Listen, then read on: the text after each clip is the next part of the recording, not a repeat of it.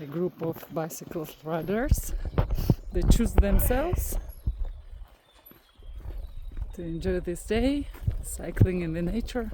This is the lifestyle of most people in Spain. That is why I think they have such longevity.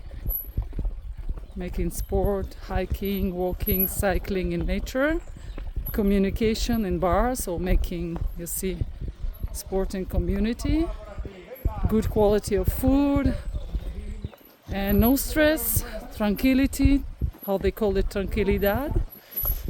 And all their talks are about beauty, the beauty of the nature, and about the taste of the life, of the food. They just enjoy their lives, and in coffee bars and restaurants they are sharing their experiences, joyful experience of their life.